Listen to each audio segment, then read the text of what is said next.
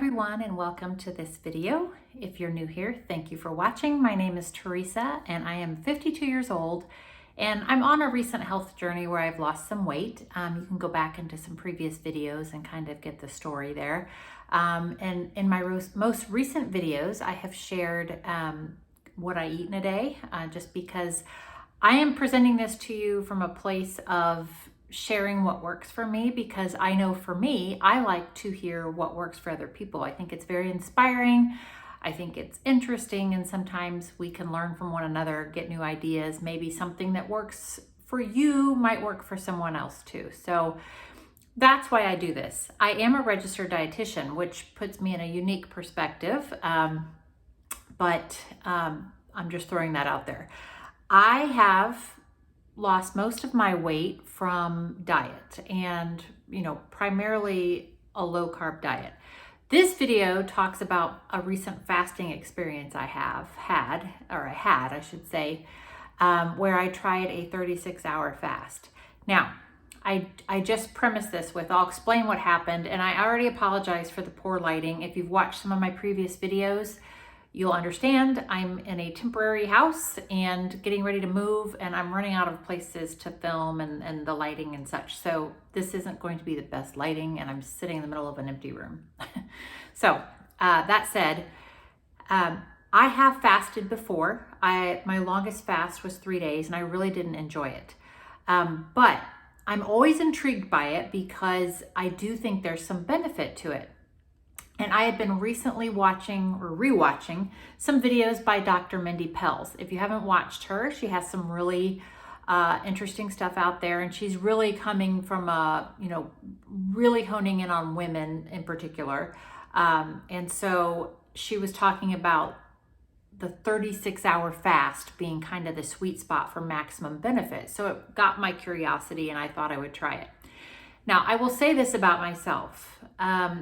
And I, just from my professional standpoint too, I struggle with fasting because, I think we all would benefit from learning to eat mindfully, like listening to our body and eating when we're hungry, not eating when we're not hungry, not eating too much. I mean, that's all very simple in theory, but I don't have to tell you that it's not that simple for a lot of people, myself included. I'll admit it. I love food. Well, I think a lot of people do. I love eating, and I'm uncomfortable when I fast because I don't like to be hungry. Maybe that sounds silly, but I don't enjoy it. But I'm intrigued by what are some of the benefits, because if you think about it, if you're not taking in calories, you're giving your digestive system a rest, right? And so then it can do some of these other things like autophagy, where it's kind of cleaning house, so to speak. So that's where I was coming from with this, but it kind of goes against every principle of listening to your body, because my body the whole time screaming at me to eat, and I have to fight that a bit. So that's the groundwork. I know on my regular eating days, I really only eat during the daytime. I don't approach each day from I'm intermittent fasting kind of standpoint. It just works out that I typically eat 2 meals a day, sometimes 3, it just depends. But I'm almost always eating between the hours of 9 and 5 p.m. There are some outliers, of course, like if we go out to eat or, a variety of things. In fact, I'm going to mention in this video that I ate outside of that window. So, but in general, that's a very standard day for me, or a very typical day that I eat usually for the first time around 9 or 10 in the morning. And I'm usually done eating by 5 p.m., sometimes earlier, and then occasionally later. So that said, that's out of the way. I just wanted to give a 36-hour fast a try. And then my husband was on board, so he did it with me. And it went horribly wrong for me. So we started on a Sunday night after dinner. We made Sunday night dinner our last meal. And then we fasted all day Monday, and then broke our fast Tuesday morning. So what happened for me? Well, Sunday night, when we woke up Monday and started the fast, back up. What happened to me? At the end of the fast, on our way in Tuesday morning, I had lost a measly half a pound after not eating since Sunday night. And my husband lost 2 pounds. So that was frustrating. So that didn't help matters. But let's back up and look at what happened and what I would do different and what you can maybe learn from this. And I'm curious anybody else's experience with this as well. So Sunday night's dinner was much later than it would normally be for me. As I just mentioned, I'm normally done eating by like 5 p.m. That day we ate later. We were doing stuff. We were floating the river. We grilled steak. So, I mean, I had a steak and some mushrooms and onions and a little bit of Caesar salad, no croutons. And I also had an alcoholic beverage. I had a Topo Chico hard seltzer. They're lower in carb. I had one.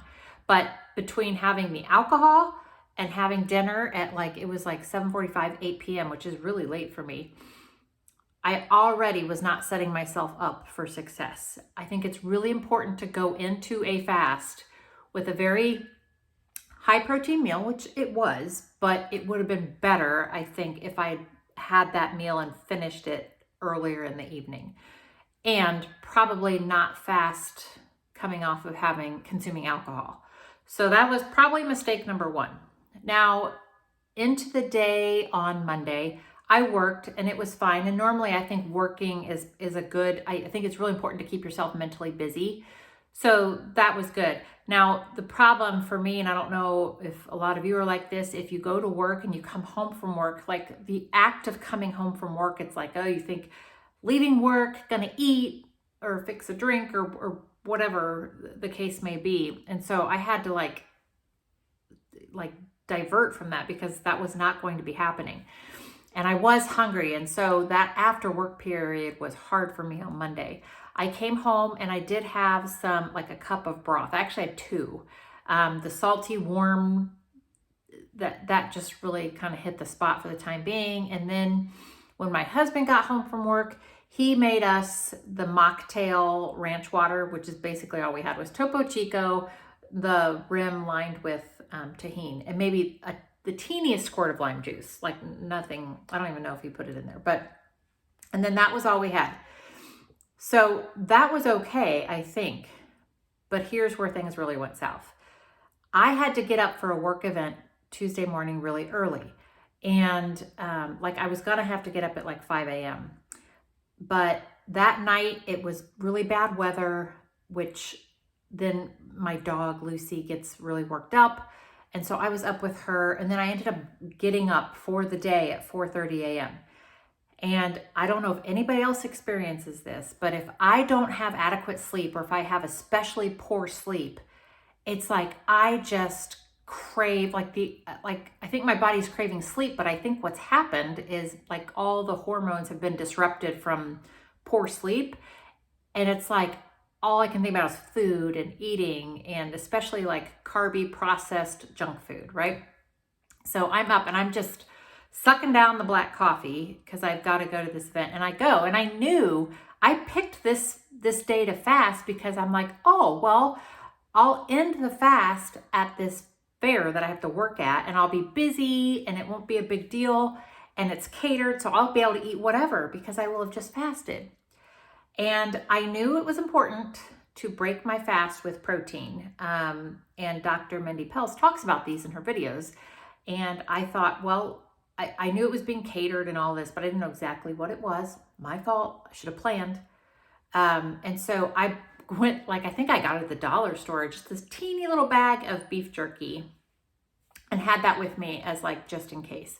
Well, I get there and I'm already so tired, and I think I'm dehydrated because I've had so much coffee and water, and I was suddenly just feeling like I need to eat like food. So I had the jerky, but the only thing they had there to eat were the mini muffins, Nutri-Grain bars, fruit. There was some yogurt, but I really don't like yogurt. And this was even light yogurt. I don't like yogurt. So I had my jerky, but I made the mistake and grabbed one little muffin thinking, it's not gonna hurt anything. I haven't eaten since Sunday night and it's Tuesday. Well, it's like the floodgates opened. I had that muffin, and then a little bit later I'm like, oh, I'll just have something else. I grabbed a Nutri-Grain bar. I never eat these things. I never eat Nutri-Grain bars. I don't even really like them. And the muffin was those mini ones, but it wasn't even good, but I ate it. And then I held out till lunch, and I kept having coffee and water. I had water, but I'm sorry, I'm trying to get the light better. I just didn't feel good and I was mad at myself, but lunch came and it was catered from Tropical Smoothie Cafe, and it was sandwiches and chips. And yes, I ate everything: bread, sandwich, chips, the whole 9 yards. And at this point, the day went south. All I thought was, I've blown it today, so who cares? And I was so tired that I had to go home. And those of you that have watched my other videos, you know we're in limbo, so we have 2 different homes, and I was having to drive back that 2.5 hours that day, and I was tired. I tried to go home and take a power nap at the other house before I had to drive, but it was being weird weather, so Lucy was still, our dog was still all bent out of shape. And I can't even remember now all the junk I ate. There wasn't a ton of junk at the other house, which is a good thing. I don't keep a lot there, but if it was there, I probably found it, and I ate, and I felt like crap. Got home that night and I just knew I needed a do-over day. It was horrible. So the next morning when I got up, I had gained 2 pounds. So like the whole point of the fast, I feel like, was lost, right? It was a major fail. And I share this because, I mean, yeah, it's embarrassing. I caved. I'm human, just like anybody else. But I did get back on track, and I'm already back down to my lowest. It's been like, it hasn't even been quite a week, so I'm back on track. But I felt like crap. I was not happy with myself. It was a disaster. So I can't stress enough, I'm not anti-fasting. I might try it again. And if I do, I'm going to do a couple things different. I'm going to plan. And so the day that I break my fast, I'm going to be sure that I'm home and know the meal I'm going to eat. And the meal I should have eaten is my go-to that I have almost every day, which is scrambled eggs, either sausage or bacon, sometimes a slice of cheese, sometimes like a slice of Ezekiel bread or light bread with butter, or no bread. I mean, oftentimes it's no bread. But that should have been my meal, and if I'd had that, I may have felt better. The other thing is incorporating sleep is so important into this. I mean, obviously you want to use the sleeping hours as part of your fasting schedule because it makes it that much easier, which I did, but I had such crappy sleep for one of the nights. It made it that much harder. So keep those things in mind as you plan ahead. And the other thing would be to start your fast, go into it having had a very high protein meal. What you don't want to do, you can do whatever you want, but is have something like a big bowl of pasta and then be like, okay, I'm going to fast. If I did that, I would feel like crap, and it would be so much harder because your blood sugar is all doing all kinds of wonky things going into the fast. Whereas if you're eating a high protein with some fat, it's going to be much more even, and so it will make the fast much more bearable. So anyway, that's my lesson from my fasting disaster. So please share if you all have any experiences. This was a 36-hour. Again, I'll try it again, making some tweaks to what I just mentioned, but I would love to hear your experiences, and do you have success with it? My biggest challenge for me is getting out of the mindset of, oh, if I'm gonna fast, then when I'm eating, I can eat whatever I want, because that clearly does not hold true for me, and it just opens up a can of worms that puts me on a slippery slope, so to speak. So anyway, thank you for watching, and I do hope you'll consider subscribing, and please like that video, and I will see you in the next video. Bye-bye.